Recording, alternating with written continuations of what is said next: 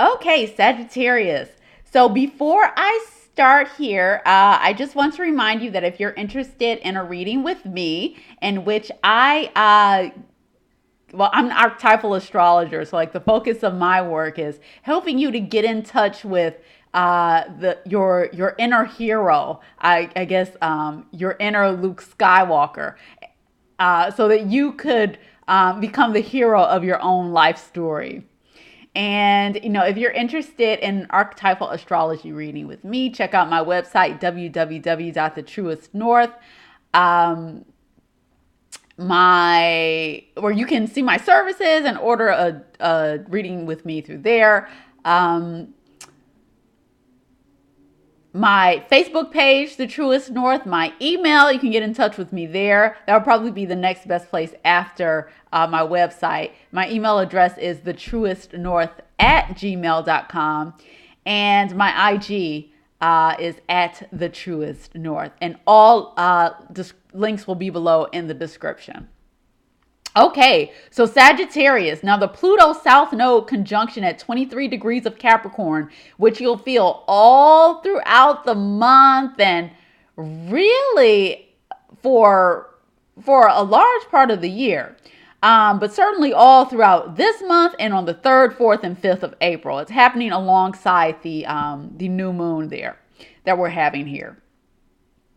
That is happening for you in your second house of self-worth, your resources, your talent. So that includes your talents, your possessions, your money, your self-worth, and what you value in life. Those are all being brought up for evaluation. And if they are built on fear-based thinking, fear-based structures that you've built in the past, thinking you needed that to survive, if they are outdated, they're no longer serving you, then you need to let those things go. Any fears regarding money, regarding your safety and security, those are second house things that support the body. Your safety and security, it's very much a house that's associated with the five senses and the material needs of the body. Any fears regarding those that are blocking your growth, blocking your natural abundance, those are going to have to be let go of. And this is really like Pluto in the South Node in a conjunction. That's a purging of that old, outdated energy, those structures that are no longer serving you. And Saturn and Pluto. Saturn turns retrograde on the 29th of this month, and then Pluto turns retrograde on the 24th of this month. And retrograde planets appear to be closer to the Earth. And so symbolically, that means that in human consciousness, they require more attention, more conscious effort on our part regarding the reevaluation, the reviewing, the reassessment of what those things stand for in our lives. Saturn always has to do with the structures that we built. And Pluto is about what needs to be transformed in our lives: death, transformation, and then rebirth. And of course, the Saturn will station direct in September. Pluto will station direct in October. And so you've got the next few months to reevaluate, review, once these planets go retrograde, what structures need to go related to your self-worth, what you value in life, and your resources. What resources you have and what resources do you deserve? Because, the abundance in your life is associated with how much you value yourself. So if there are any blocks to that, purge, let go, especially when we have that Saturn-Pluto conjunction in January of 2020 at 22 to 23 degrees of Capricorn. With Pluto, it's always better to willingly let go, willingly purge, than to be forced to do it unawares. So we're getting a lot of chances to work on it this year, up through January 2020.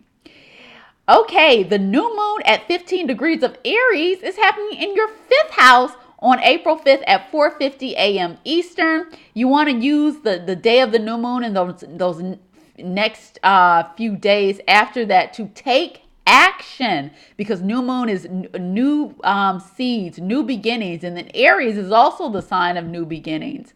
And taking courageous action to initiate something new, to be a pioneer. And so for you, that's going to happen in the fifth house of joy. What brings you joy? What do you really love to do? What is the result of your authentic self-expression? What is your creative genius lead you to do? The fifth house it's all of those things. It's what brings us joy, our hobbies, what we love to do, our natural creative genius and ability, what we can produce from that. It's the creations of our mind as well as our body. So things relating to children belong to the fifth house. Hobbies, love, romance. Those are like love affairs and romance. Those are all fifth house. And the fifth house is the house of love. What do you love to do? Take action on that. What brings joy to your soul? Like, basically, that's the action that you want to take. And then Mars, the ruler of the new moon, is going to be transiting Gemini in the seventh house of close one-on-one relationships. So this could be a spouse, a long-term partner, a business partner, a client, or a close friend. And it's also the house of contracts and negotiations. So there's going to be a mix of fifth house and seventh house themes related to the action, what you're beginning with this new moon. So maybe, okay, so the obvious thing that's sticking out to me is taking a chance on a new love interest or something like that. Like fifth house would be love affairs, and then the seventh house, maybe it could. Seventh house would be going like on a date and spending one-on-one time with this person. Maybe you have a partnership, seventh house, some kind of creative fifth house partnership, seventh house with someone else. Maybe that's the action that you're taking. So it could manifest in any number of ways, but I think these are really great houses to have the new moon in. So whatever you do, make sure it's bringing you joy. And then the fire grand trine after that on April 14th, it's happening in your first, fifth, and ninth houses. Those are the natural fire houses of inspired action, first house. Your authentic self-expression and divine joy, that's the fifth house. And your optimism and faith in God and the world and the universe to just provide and take care of you, that's the ninth house. And so a grand trine brings you luck in all these areas. So the actions that you take as first house, as long as they are authentic to who you are, fifth house just brings you divine luck, ninth house. So this is a day when luck and the universe is just on your side. Just take that, whatever your soul is saying, just take action on that. And you got the universe to back you up. On April 19th, we're having a full moon at 29 degrees of Libra. That's happening in your 11th house. And this full moon is this is the second full moon in Libra. The other one was last month at 0 degrees of Libra. So we've got the very beginning of Libra and the very end of Libra. And this is a second chance at completion related to some revelation that you're going to receive related to 11th house topics. Now, Libra is about relationships, equality, diplomacy, those one-on-one balancing in our one-on-one relationships. Again, spousal partnerships, business partnerships, partnership with a close friend. Those relationships are like partnerships, and they should be balanced. So that's happening in the house of in your 11th house, which is the house of networking, groups, organizations, friend groups that you belong to, communities that you belong to, political affiliations and ideologies, hopes, goals, and wishes. as well as any networks that you belong, complicated networks. So if you have any money in the stock market or like you have things going on the internet would be 11th house. That's a complicated network and system. So there's some kind of, Libra is a partnership sign. So maybe there are chances for partnerships in those areas, in the area of some group or organization that you belong to. Maybe there is a chance a partnership with some other internet personality, or maybe there is a chance for partnership to fulfill some kind of hope, goal, or wish that you have in the 11th house. Maybe a networking will bring you, a partnership chance. A beneficial partnership. Now, the full moon ruler is Venus, and that's going to be Venus in Pisces, and that's going to be in your 4th house, and it'll be making an inconjunct to the full moon in your 11th house. Now, an inconjunct always represents some kind of need to make an adjustment between two different aspects of what's happening of your life or your psyche or what's happening in your life. And the 4th house is the house of home, family, the past, our ancestral like karma and programming, and it's also land, real estate, and our inner emotional state, where we go to, what happens in our homes behind closed doors. And there's going to have to be some adjustment made between between the 11th house, the opportunity, and with the full moon that's presenting itself there, and then perhaps like your past conditioning or your family's expectations or something like that. And Venus being in Pisces sort of indicates that there may need to be some kind of sacrifice, surrender, or letting go of some 4th house issue in conjunction with this full moon. So related to your family, conditioning, your past, perhaps land or real estate, or some kind of emotional letting go, because the 4th house is a psychological, emotional house. On April 22nd, the sun will be conjunct Uranus at 2 degrees of Taurus in your 6th house.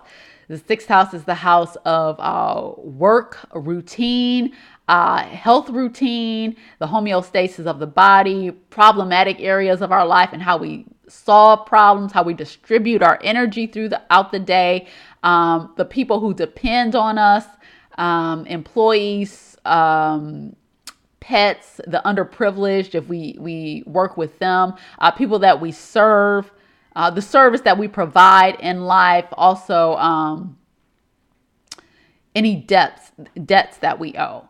And so, yes, so the sun, and it's also like coworkers, because it rules our work environment.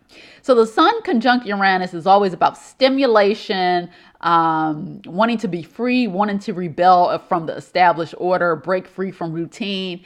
And on that day, you're going to want to break free from in the house that is all about routine. So maybe you like play hooky from work, or something like that, or maybe like something unexpected happens at work, or maybe something unexpected happens related to your health or to one of your pets. It could be any combination of things, but all those things that I told you about the 6th house, expect the unexpected in at least one of those areas on that day. And then Jupiter station, I want to mention how that Jupiter stations retrograde at 24 degrees of Sagittarius in your 1st house on April 10th. Now, Jupiter is the planet of expansion, hope, optimism, faith. It's your vision in life. What gives you purpose? And when Jupiter stations retrograde, again, retrograde planets require greater focus from us. And Jupiter is your ruling planet, Sagittarius, and this is happening in your 1st house. So Jupiter will be retrograde until August, I think around August 11th, when it stations direct. So over the next few months, Sagittarius, you are going to have to do some reviewing, reassessing, reevaluating, that's retrograde, regarding what Jupiter means to you. What is your vision for life? What is your philosophy? What do you believe in? What gets you up out of bed in the morning? What are you aspiring to? And so Jupiter retrograde affects us all, but especially if you have Sagittarius rising or Sagittarius sun.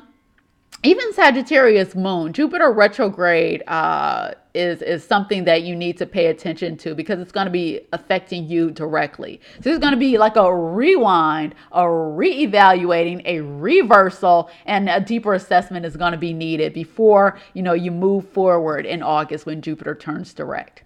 So that is it for you, Sagittarius. An awesome month with this fiery Aries new moon and this fiery grand trine that is just blessing you all over. Good luck and enjoy the month.